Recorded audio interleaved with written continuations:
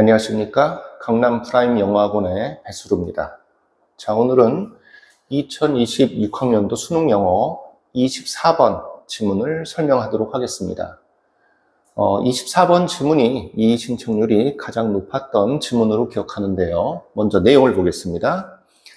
먼저 해석을 할 때 여러분들이 가장 먼저 해야 될 것은 문장의 기둥을 세우는 거죠. 주어하고 동사를 항상 먼저 세워놓고 나서 문장의 구조를 파악하기 시작해야 전체적인 틀을 깨트리지 않을 수 있어요.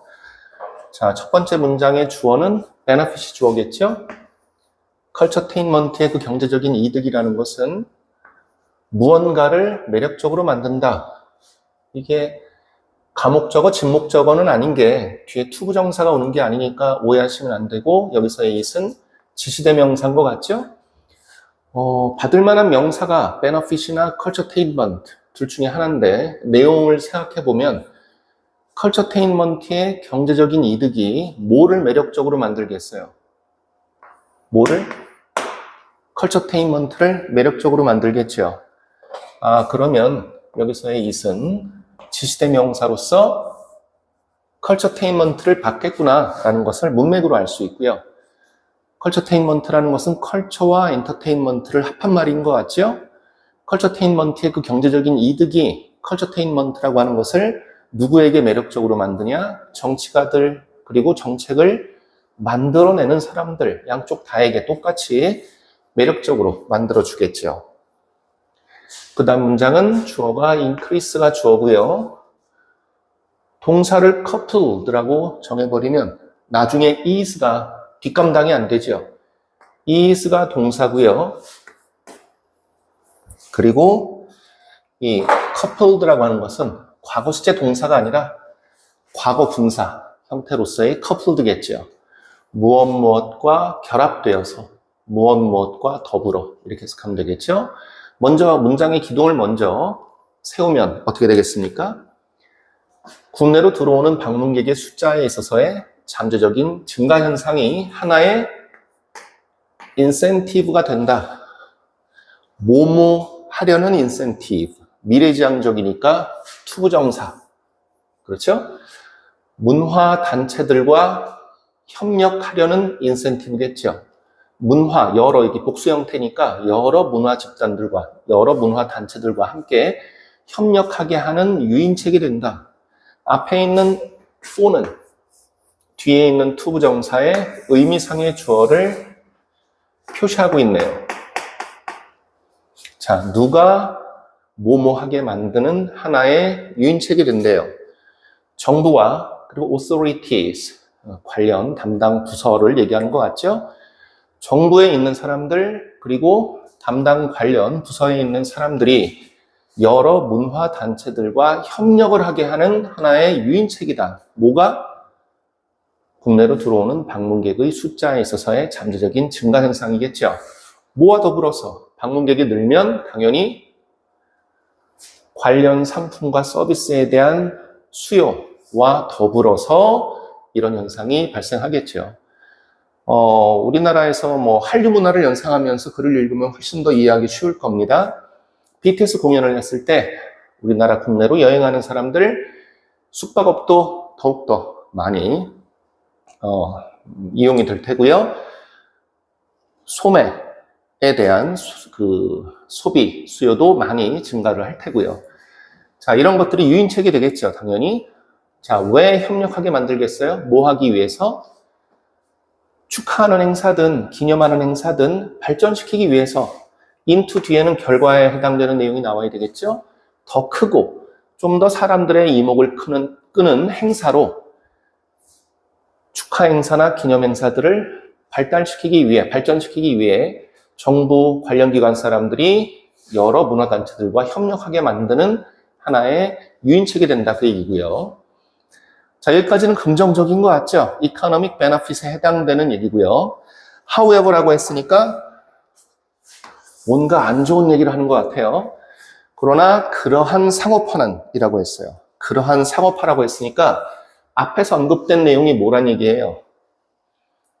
The economic benefit of culturetainment.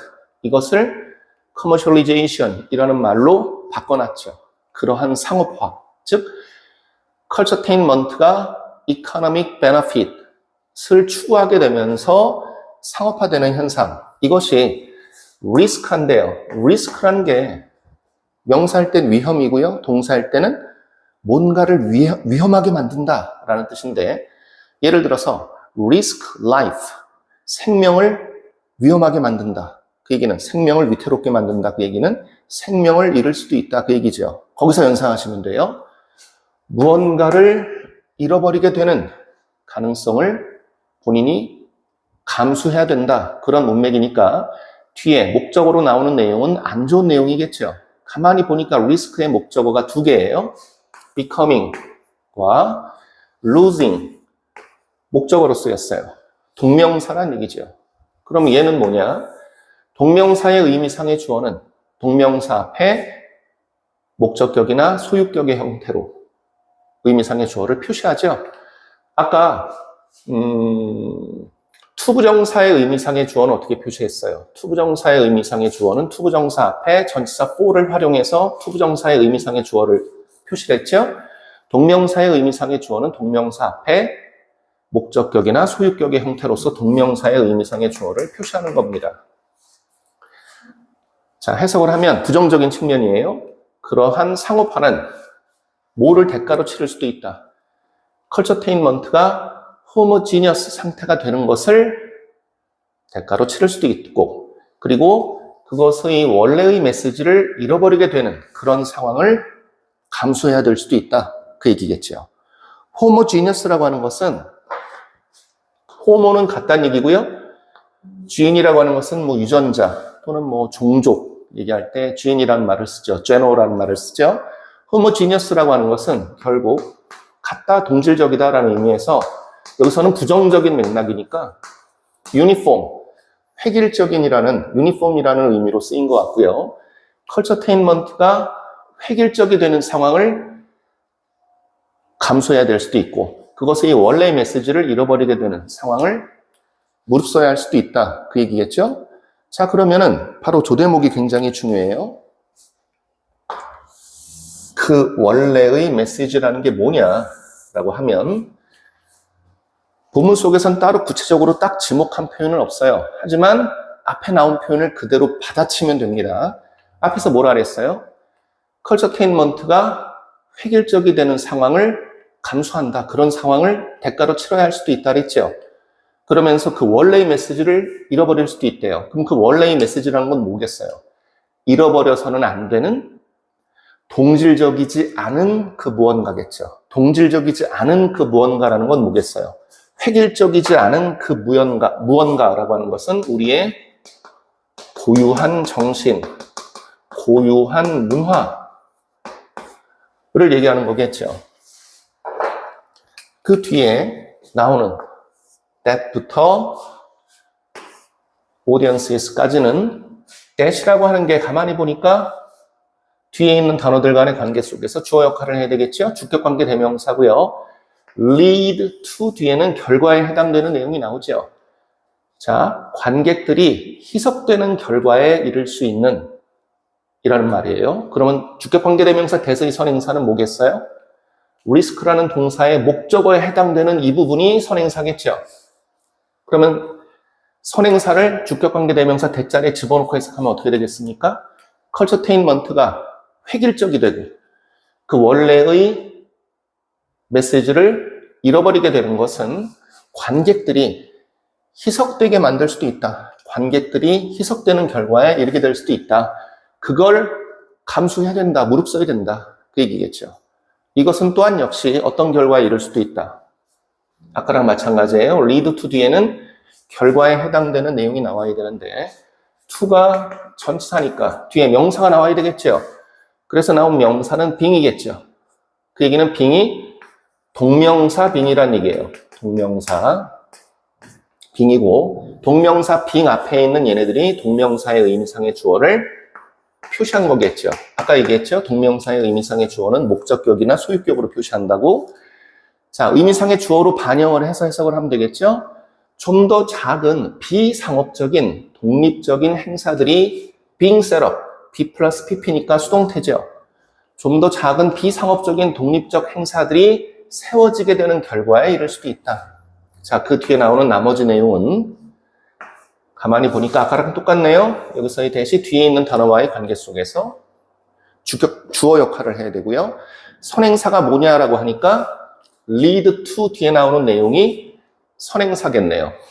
그러면은 선행사에 해당되는 내용을 이 자리에 집어넣고 해석하면 좀 더 작은 비상업적 독립적인 행사들이 세워지게 되는 것은 뭐에 기여할 뿐이다. 더욱더 관객들을 divide 하는 역할을 하게 될 뿐이래요. divide라고 하는 것은 여기서는 문맥상 앞에 나왔던 dilute란 단어, 관객들을 더욱 희석시키는 역할을 하게 될 뿐이다. 그 얘기예요. 좀 더 작은 비상업적인 독립 행사들이 세워지게 되면, 그렇게 되면 관객들이 더욱더 분산되게 만드는, 희석되게 만드는 역할을 할 뿐이다. 그 얘기고요. 이것은 뭐에 해당되는 거다? 여기서의 that도 역시 여기선 주격관계대명사가 아니겠죠? 가만히 보니까 planners and stakeholders가 주어고요. need가 동사인데 뭐뭐 해야 할 필요가 있다. 미래지향적이니까 투부정사 나왔죠. 균형 잡아야 할 필요가 있다. 할 때 balance라는 동사에 목적어가 없네요. 얘는 목적격 관계대명사고요. 이것은 계획하는 사람이든 또는 stakeholders, 이해 관련 당사자들이든 뭐에 대비해서 against 하면은 뭐뭐에 대비하여 잠재적인 재정적 이득. 재정적인 이득이라는 것은 financial gain이라고 하는 것은 저 앞에 나왔던 economic benefit이라는 말을 바꿔 쓴 것뿐이겠죠. 잠재적인 재정적 이득에 대비하여 계획을 짜는 사람이든 이해 관련 당사자든 균형 잡아야 할 필요가 있는 것에 해당된다 라는 얘기고요. 그 다음 센텐스는 얘가 주어고 그리고 lead가 동사겠죠. 정치적, 사회적, 종교적인 경관을 바꾸는 것은 어떤 결과에 이르게 될 것이다. 무엇의 출현이라는 결과에 이르게 될 것이다. 자, 뭐가 출현하게 되는 결과입니까? 새로운 문화가 출현하게 되고 그리고 그 새로운 문화와 함께 뭐가 출현하게 되겠어요? 새로운 컬처테인먼트의 경험이 출현하게 되는 결과에 이르게 되겠죠. 전반적으로 이것은 긍정적으로 생각하자면 엔터테인먼트 산업의 건전한 성장 부문이겠지만 이러이러한 부문이기도 하다. 반복되고 있죠. 여기서의 원이라고 하는 것은 섹터. 이러이러한 건전한 성장 부문이기도 하겠지만 이러이러한 부문이기도 하겠죠. 그럼 but 뒤에 나오는 이 내용들은 가만히 보니까 부정적인 내용이어야 될 것 같죠? by its very nature 이 부분을 눈에는 안 보이지만 콤마가 있다고 연상하시면 돼요. 전치사에 의해서 이끌어지는 구, 전치사 구가 삽입된 겁니다. 여기서의 very는 형용사로 쓰였어요. 매우란 뜻이 아니에요. very가 형용사로 쓰이면 바로 그란 뜻이죠. 바로 그 본질에 의해서 쉽게 얘기하면 본질적으로 이렇게 해석하면 되겠죠. 본질적으로 delicate한 부문이기도 하다. in the face of 하면은 무엇에 직면하여 이런 말을 활용하시면 되고요. 뭐에 직면하여? exploitation. 저걸 뭐 개척이라고 해석할 문맥은 아니잖아요. 그렇죠? 그러니까 여기서는 delicate이란 말도 있고 하니까 저거는 착취의 의미로 해석을 하면 되고요. 착취에 직면했을 때 본질적으로 어떤 영역이기도 하다. 부정적인 문맥이니까 이거 섬세하다라고 해석하면 부정적인 뉘앙스가 살지 않죠.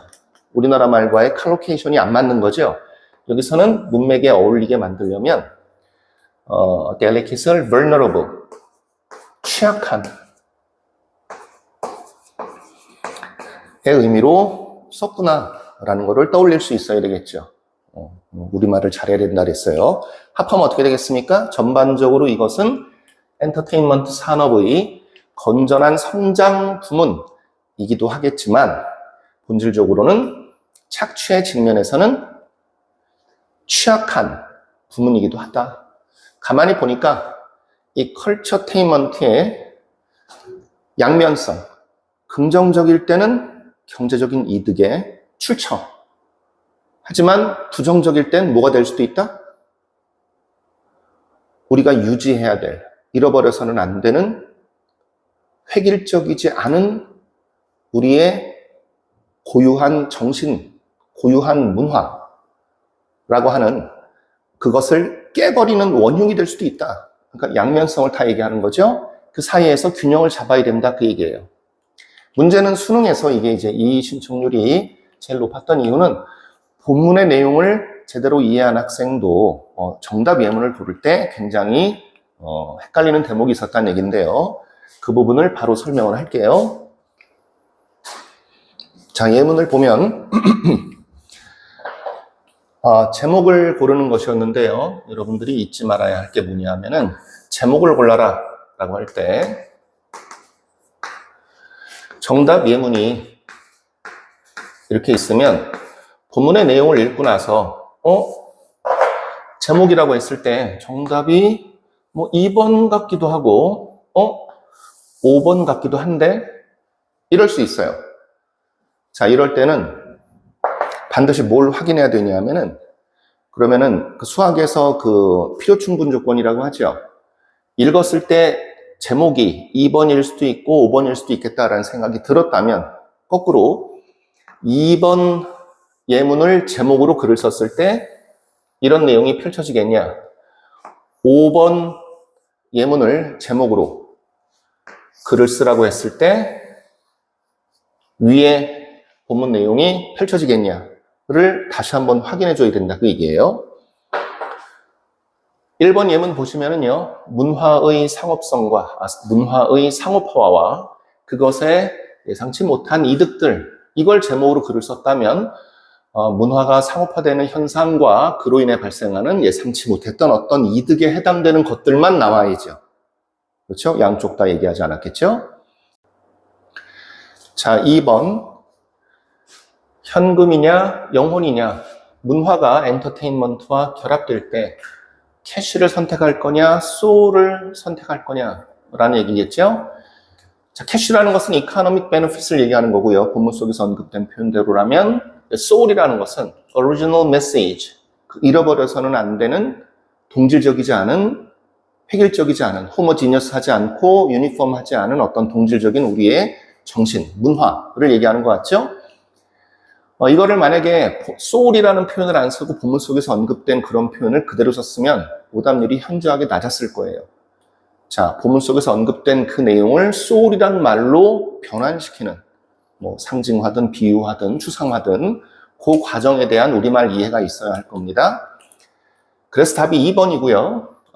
ambivalence. 바꿔 얘기하면 이 컬처테인먼트라는 게 현금을 가져다주는, 경제적인 이득을 가져다주는 원천이 될 수도 있겠지만 뭐가 될 수도 있다. 우리의 영혼을 파는 원흉이 될 수도 있다.